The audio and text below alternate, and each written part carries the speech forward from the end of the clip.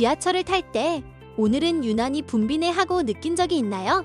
그리고 반대로 기관에서 발표한 혼잡도는 매우 혼잡이라고 했지만 실제로는 생각보다 한산했던 경험도 있을 겁니다. 이처럼 체감 혼잡도와 공식 발표 수치 사이의 차이, 과연 어떤 것이 진짜일까요?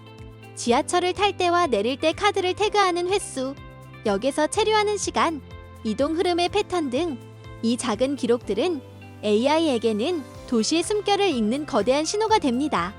그 데이터를 읽어내는 것은 이제 AI의 역할입니다.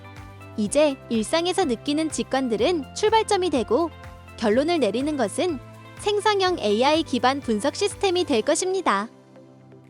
이번 시간에는 데이터 기록과 AI가 데이터를 읽고 분석하는 방법에 대해 살펴보겠습니다. 먼저 산포의 개념에 대해 알아보고 주요 산포 척도의 통계적 의미와 계산 논리에 대해 알아보겠습니다. 그리고 극단값과 분포 형태가 산포 척도에 미치는 영향에 대해서 확인해보고 산포의 척도를 구하고 적절한 산포 척도 선택하는 방법에 대해서 확인해 보겠습니다. 안녕하세요. 최정아입니다. 데이터 분석을 시작할 때 가장 먼저 해야 할 일은 데이터를 직접 살펴보는 탐색입니다. 챗GPT의 데이터 분석 기능을 활용하면 복잡한 코드를 몰라도 데이터를 불러오고 요약하거나 그래프를 통해 한눈에 구조를 파악할 수 있습니다. 이 과정에서 이상값이나 특이한 패턴이 눈에 띄면 그 자체가 분석의 출발점이 되기도 합니다.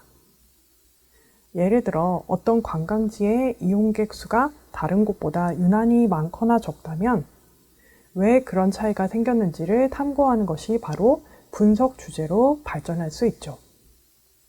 이처럼 데이터 탐색은 단순히 수치를 확인하는 단계를 넘어 분석 방향을 잡고 인사이트를 얻는 과정입니다. 그리고 이러한 탐색에서 자주 등장하는 개념이 바로 데이터가 얼마나 퍼져 있는가, 즉 산포입니다. 지금부터는 데이터의 흩어짐을 수치로 표현하는 산포의 척도에 대해 알아보겠습니다. 산포란 데이터가 중심 위치에서 얼마나 퍼져 있는지를 보여주는 개념입니다. 산포의 척도는 왜 중요할까요? 평균, 중앙값과 같은 중심 위치만으로는 데이터의 특성을 설명하기에 부족하기 때문입니다. 예를 들어 두 반의 시험 평균이 똑같이 70점이라고 합시다. 그런데 A반은 모든 학생이 70점을 받았고 B반은 0점에서 100점까지 다양하게 분포했다고 하면 두 반의 평균은 같지만 실제 모습은 전혀 다르죠. 바로 이런 차이를 잡아내는 게 산포입니다. 산포의 척도를 보게 되면 데이터의 구조를 파악할 수 있습니다. 값들이 데이터의 중심에서 집중이 되어 있는지 아니면 넓게 흩어져 있는지를 확인하면 데이터가 가지는 특성을 이해할 수 있습니다. 또한 극단값의 영향을 파악하는 데도 산포의 척도가 꼭 필요합니다. 극단값이 하나만 있어도 평균은 크게 왜곡됩니다. 따라서 평균, 중앙값 같은 대표값과 함께 표준 편차나 사분위 범위 등 산포를 함께 확인해야 합니다. 산포가 비정상적으로 커지면 평균이 데이터를 제대로 대표하지 못한다는 신호이므로 중앙값, 사분위 범위로 자료를 요약하거나 이상치 처리 여부를 검토할 수 있습니다. 집단 간 분포 비교에도 중요합니다. 평균이 같더라도 산포가 큰 집단과 작은 집단은 해석이 다르기 때문에 데이터 분석에서 반드시 확인해야 할 요소입니다. 즉, 산포의 척도는 단순히 중심 대표값을 보완해주는 역할을 넘어서 데이터를 해석을 정확하게 하고 신뢰 있게 만들어주는 도구라고 할 수 있습니다. 앞에서 데이터 탐색 단계에서 왜 데이터 흩어짐을 반드시 함께 보아야 하는지 얘기를 해보았는데요. 이제는 그 흩어짐을 가장 기본적인 방법으로 수치화하는 분산을 살펴보겠습니다. 분산은 가장 기본적인 산포를 계산하는 척도인데요. 우리가 어떤 데이터의 대표값을 구할 때 평균과 함께 가장 처음으로 배우는 산포의 척도입니다. xi가 개별 데이터의 값을 나타낼 때 xi-x반은 편차라고 합니다. 개별 데이터와 평균이 얼마나 떨어져 있는지를 나타내게 되고, 편차의 값이 양수이면 데이터가 평균보다 큰 값을 의미하고, 편차의 값이 음수이면 데이터가 평균보다 작은 값임을 의미하게 됩니다. 이런 편차를 모두 더하면 얼마의 값이 나올까요? 편차의 총합은 0으로 계산되게 됩니다. 이것은 평균을 계산하는 방법이 모든 데이터를 더하여 데이터의 개수로 나눠서 계산하는 것을 생각해 보면 편차의 총합이 0으로 계산되는 것을 알 수 있습니다. 따라서 개별 데이터들이 평균으로부터 얼마나 떨어져 있는지 나타내기 위해서는 편차의 부호를 없애야 하는데, 이때 분산의 계산에서는 편차를 제곱하여 음의 값을 양의 값으로 바꾸게 됩니다.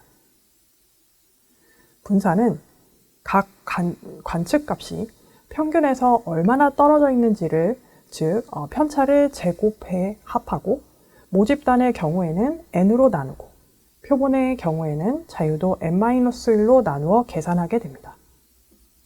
화면의 식은 바로 이 아이디어를 공식화한 것인데요. 각 데이터에서 평균을 뺀 편차를 먼저 구하고 편차들을 제곱해 더한 후 n-1로 나누게 되면 표본 분산이 됩니다. 편차를 제곱함으로써 편차의 부호를 양수로 바꿔주는 효과도 있지만, 또한 개별 데이터 값이 평균으로부터 멀어질수록 더 큰 가중을 주어 흩어짐의 크기를 민감하게 잡아내기도 합니다. 분산에 대해서 첫 번째로 기억해야 할 특징은 단위입니다. 키처럼 센티미터 단위의 데이터를 분산으로 계산하면 분산의 단위가 센티미터 제곱으로 바뀌게 됩니다. 키를 센티미터로 측정한 자료의 분산을 계산하는 과정을 생각해 보겠습니다. 이때 개별 자료의 단위는 센티미터입니다. 그럼 평균의 단위는 뭐가 될까요? 평균의 단위 역시 센티미터입니다. 편차의 단위는 개별 자료에서 평균을 뺀 값으로 역시 단위가 센티미터가 됩니다. 편차를 제곱하여 모두 더하고 n-1로 나눈 표본 분산의 단위는 센티미터 제곱이 됩니다. 단위가 제곱으로 바뀌면 값의 의미를 직관적으로 이해하기 어렵습니다. 얼마나 퍼져 있는가를 수치적으로 잘 설명하려면 원래 단위로 말해주는 지표가 이해가 더 쉬운데요. 분산은 그 자체로는 해석 난이도가 있습니다. 그럼에도 불구하고 분산은 여러 통계량의 기초로 많이 사용되므로 중요한 값입니다. 예를 들면 표준 편차, 표준 오차, 신뢰 구간의 계산, T검정과 아노바 등 핵심 기법들이 모두 분산을 바탕으로 합니다. 두 번째로 기억해야 할 특징은 극단값 민감도입니다. 편차를 제곱하기 때문에 평균에서 멀리 떨어진 값이 있으면 그 영향이 기하급수적으로 커집니다. 간단한 예를 보겠습니다. 4명이 각각 170, 170, 170이라면 분산은 0입니다. 그런데 두 번째 예처럼 마지막 학생이 190cm로 바뀌게 되면 평균은 조금 변합니다. 하지만 편차 제곱에 의해 분산은 100으로 커지게 됩니다. 만약 세 번째 예시처럼 마지막 한 명이 220cm로 비현실적으로 크거나 입력 오류가 섞여 있다면 분산은 625로 매우 커지게 됩니다. 따라서 분산을 보고 해석할 때는 이상치 존재 여부를 반드시 점검하고 필요하다면 데이터에 대한 사전 탐색을 통해 오류를 정정하거나 분석 목적에 맞는 중앙값, 사분위 범위 등을 함께 제시하는 것이 바람직합니다.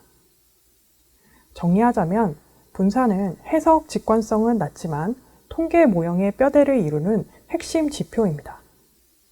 그리고 탐색 단계에서 발견한 이상치의 영향까지 민감하게 반영함으로 분산이 비정상적으로 큰 경우에는 평균이 데이터를 제대로 대표하지 못할 수 있다는 신호로 받아들이고 추가 확인이 필요합니다.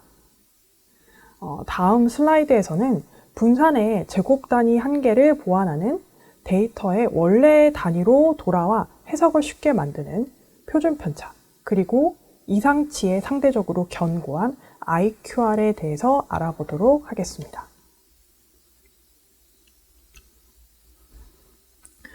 이전 슬라이드에서 분산이 단위가 제곱으로 바뀌어 해석이 직관적이지 않다는 제한점이 있다고 했습니다.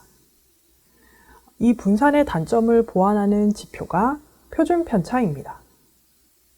표준 편차는 분산의 제곱을 취한 값으로 데이터의 원래 단위를 평균으로부터의 평균적 거리를 나타내게 됩니다. 화면의 식처럼 분산 계산식의 제곱근을 취하면 표본 표준 편차가 됩니다. 앞에서 보았던 예시 두 번째 데이터의 표준 편차를 계산하게 되면 단위가 원 자료의 단위인 센티미터로 돌아가는 것을 확인할 수 있습니다.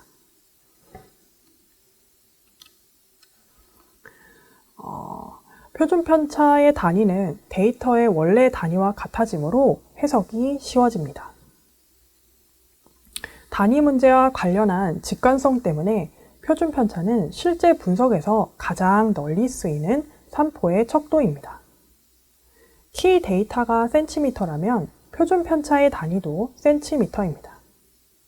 시험 점수를 예로 들어보게 되면 평균이 70점, 표준 편차가 10이면 많은 학생들의 점수가 평균 주변 약 플러스 마이너스 10점 범위에 모여 있다고 할 수 있습니다. 예를 들어 시험 점수의 분포가 정규 분포를 따른다면 평균에서 1 표준 편차만큼 떨어진 구간인 60점과 80점 사이에 전체 학생의 68%가 포함된다고 추정할 수 있습니다. 또한 이 표준 편차만큼 떨어진 구간인 50점과 90점 사이에 약 95%의 학생이 포함된다고 추정할 수 있습니다. 분산은 제곱 단위이기 때문에 평균과 직접적인 크기 비교나 연산은 어렵지만 표준 편차는 원래 단위로 돌아가므로 평균과 함께 해석하거나 범위를 설정하는 데 활용할 수 있습니다.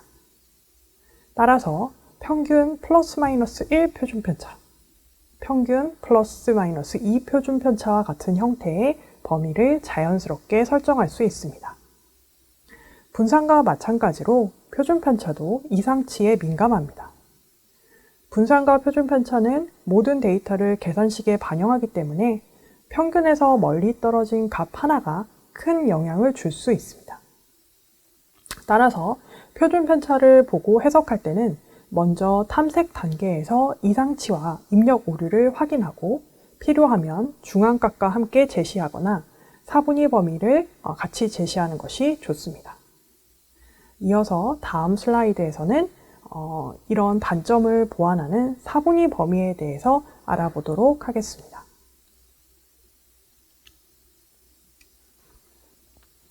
앞에서 말씀드린 것처럼 분산과 표준 편차는 모두 평균을 기준으로 데이터가 퍼진 정도를 측정하기 때문에 극단값에 크게 영향을 받는다는 단점이 있습니다. 그렇다면 극단값의 영향을 줄일 수 있는 방법은 없을까요? 바로 사분위 범위, 즉 인터쿼타일 레인지 IQR을 제시하는 겁니다. IQR은 데이터의 중앙 50%가 차지하는 범위를 뜻합니다. 다시 말해 전체 데이터를 크기 순으로 나열했을 때 상위 25% 지점인 Q3와 하위 25% 지점인 Q1의 차이를 의미합니다. 화면에 보이는 공식처럼 IQR은 Q3-Q1으로 계산합니다.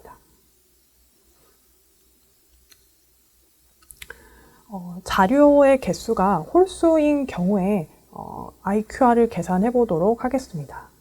자료의 개수가 홀수이기 때문에 먼저 Q2인 중위수를 먼저 계산을 해보게 되면 다섯 번째 값에 해당하는 22가 Q2에 해당하게 됩니다.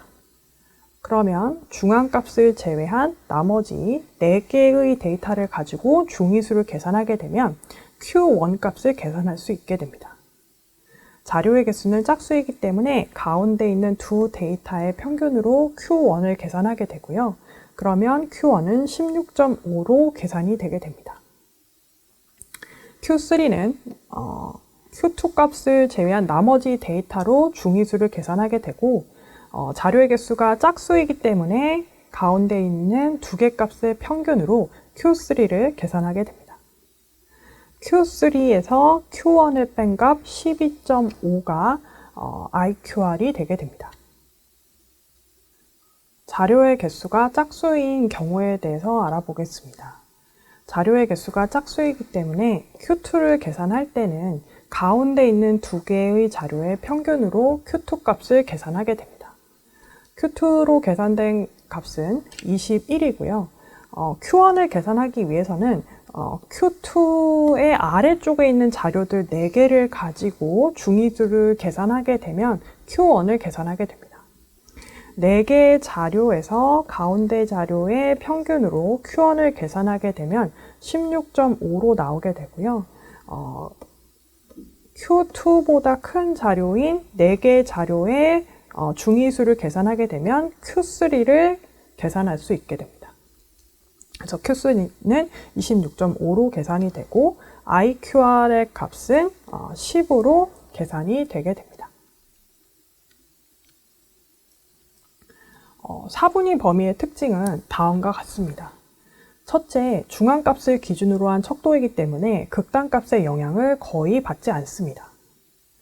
4분위수 범위는 Q1과 Q3 사이에 위치한 중앙 50% 데이터만 활용하기에 극단적으로 크거나 작은 값이 포함되더라도 전체 값의 구조에 크게 변화가 없습니다. 예를 들어 시험 점수 집단에 0점이나 100점과 같은 극단값이 포함되더라도 이 값들은 중앙 50% 범위 바깥에 위치하는 경우가 대부분입니다. 따라서 IQR은 극단값이 존재하더라도 산포의 중심적 경향을 안정적으로 나타내게 됩니다. 이러한 특성은 평균과 표준편차가 극단값에 크게 영향을 받는 것과 대비되는 특징으로 이상치에 민감하지 않은 강건한 산포의 척도입니다.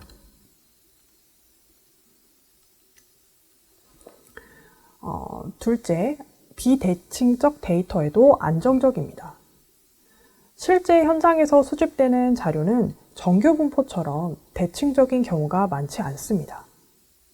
예를 들어 월소득, 학업 성취도, 체력 측정값 등은 오른쪽 또는 왼쪽으로 치우친 비대칭 분포를 보입니다.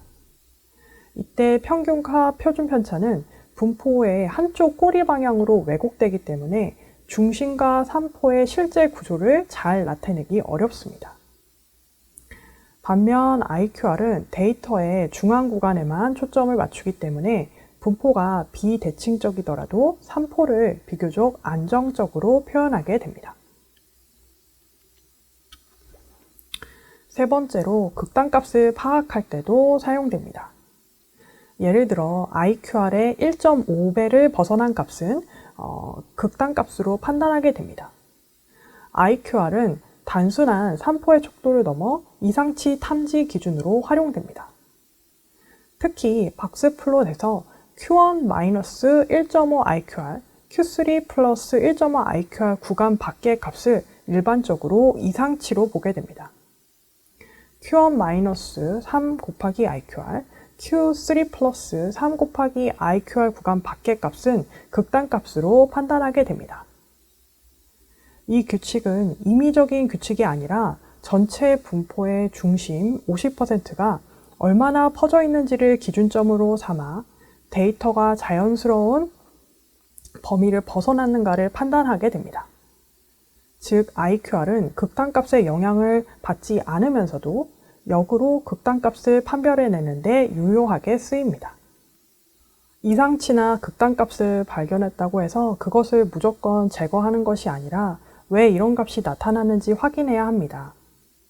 이 값이 의미 있는 현상인지 오류인지를 판단하고 측정 오류나 입력 오류로 인해 값이 비정상적으로 커지거나 작아진 경우라면 이는 분석에 불필요한 잡음을 일으키므로 제거하시면 됩니다. 반면 값이 극단적으로 보이거나 실제 현상을 그대로 반영한 경우라면 제거해서는 안 됩니다. 예를 들어 특정 월에 대규모 관광 행사나 축제가 열리면서 관광객 수가 급증한 경우 또는 자연재해나 감염병 확산으로 관광객이 급감한 경우는 모두 실제 현상의 변화를 나타내는 중요한 데이터입니다. 이런 값들은 분석에서 핵심적인 스토리를 제공하기 때문에 오히려 강조해서 해석해야 합니다. 가장 간단한 산포의 척도인 범위에 대해서 알아보겠습니다. 범위는 데이터에서 가장 큰 값과 가장 작은 값의 차이를 의미합니다. 공식은 간단히 최대값 마이너스 최소값으로 계산됩니다. 범위의 장점은 계산이 매우 간단하고 직관적이라는 것입니다. 예를 들어 시험 점수가 40점에서 90점 사이에 분포한다면 범위는 50점이라고 바로 알 수 있습니다. 그래서 데이터의 전체 퍼짐 정도를 빠르게 파악할 때 유용합니다. 하지만 범위는 다음의 한계점으로 단독으로 거의 사용되지 않습니다. 첫 번째 한계점은 데이터 전체 분포를 제대로 대표하지 못한다는 것입니다. 범위는 단지 두 개의 값, 즉 최대값과 최소값만 반영하기 때문에 나머지 값들이 어디에 몰려 있는지, 어떻게, 얼마나 고르게 분포되어 있는지에 대한 정보를 줄 수 없습니다. 두 번째로 극단값의 영향을 매우 크게 받습니다. 예를 들어 원래 데이터가 40점에서 90점 사이에 있었다면 범위가 50으로 계산이 되는데 만약 입력 실수로 0점이 추가되거나 100점이 추가되게 되면 범위는 크게 늘어납니다. 따라서 범위는 데이터의 산포를 대략적으로 파악하는 데 유용하지만 이상치가 있거나 분포를 정밀하게 파악하는 경우에는 신뢰하기 어렵습니다. 그래서 실제 분석에서는 범위만 단독으로 사용하기보다는 분산, 표준편차, 사분위 범위와 같은 다른 산포의 척도와 함께 활용하는 것이 일반적입니다. 그렇다면 극단값이 있는 경우 앞에서 배운 산포의 척도들이 어떻게 영향을 받게 될까요? 지금 보시는 표는 극단값이 있을 때와 없을 때 산포의 척도가 어떻게 달라지는지를 보여줍니다. 먼저 극단값이 없는 데이터입니다. 10, 12, 13, 15, 16, 18, 20이라는 비교적 균형 잡힌 데이터의 경우에 분산은 12.48, 표준 편차는 3.53, 범위는 10, 사분위 범위는 6으로 계산되었습니다. 데이터가 평균 근처에 고르게 퍼져 있기 때문에 값들이 작고 안정적입니다. 그런데 여기서 극단값 100을 하나 추가해 보겠습니다. 이때 결과가 어떻게 달라질까요? 먼저 분산을 보게 되면 12.48에서 무려 864.6으로 증가했습니다. 분산은 제곱을 사용하는 계산 방식 때문에 극단값의 영향을 매우 크게 받습니다. 표준 편차도 마찬가지입니다. 3.53에서 29.4로 급격히 커졌습니다. 범위 역시 최대값이 100으로 바뀌면서 10에서 90으로 커졌습니다. 하지만 사분위 범위 IQR을 보시면 어떨까요? 극단값이 없는 경우에도 6이었고 극단값을 포함하는 경우에도 여전히 6입니다. 왜냐하면 사분위 범위는 데이터의 중앙 50%만 사용하기 때문에 바깥쪽에 있는 극단값들이 들어와도 그 영향을 반영하지 않습니다. 이처럼 분산, 표준 편차, 범위는 극단값에 매우 민감하다고 볼 수 있고 사분위 범위는 극단값에 강건하다고 할 수 있습니다. 그래서 실제 데이터를 분석할 때는 극단값이 존재하는지를 확인하고 상황에 맞게 적절한 산포 척도를 선택하는 것이 필요합니다. 마지막으로 살펴볼 주제는 데이터의 대칭성입니다. 데이터가 대칭적인지 비대칭적인지에 따라서 산포의 척도에 어떤 영향을 주는지 알아보겠습니다. 먼저 데이터가 대칭성을 가진 경우, 예를 들어 정규분포처럼 좌우가 대칭적인 경우에는 분산과 표준 편차가 안정적으로 사용될 수 있습니다. 평균과 함께 제시했을 때 데이터의 중심과 흩어짐을 효과적으로 설명해 줍니다. 하지만 범위는 여전히 문제가 있죠. 범위는 단 두 개의 값, 즉 최대값과 최소값만 의지하기 때문에 대표성이 부족하고 특히 극단값에 민감합니다. 따라서 대칭 분포에서는 평균과 표준 편차를 제공하고 필요에 따라 범위를 함께 제공할 수 있습니다. 반대로 데이터가 비대칭성을 가진 경우, 예를 들어 소득 데이터처럼 오른쪽으로 꼬리가 긴 분포를 생각해 보면 평균과 표준 편차를 그대로 사용했을 때 극단값의 영향을 크게 받아 결과가 왜곡되기 쉽습니다. 이런 상황에서는 중앙값과 사분위 범위를 함께 쓰는 것이 훨씬 안정적입니다. 사분위 범위는 데이터의 중앙 50%만 반영하기 때문에 치우친 분포에서도 신뢰할 수 있고 중앙값 역시 극단값의 영향을 받지 않기 때문입니다.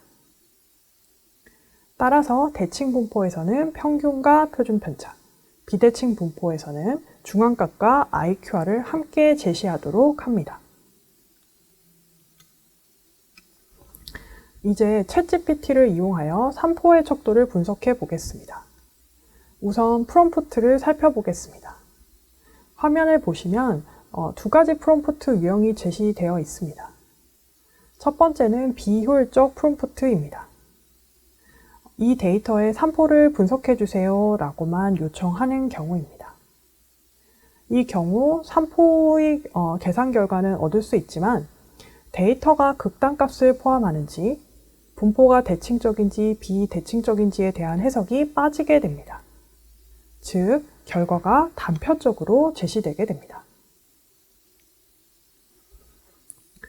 두 번째는 효율적 프롬프트입니다.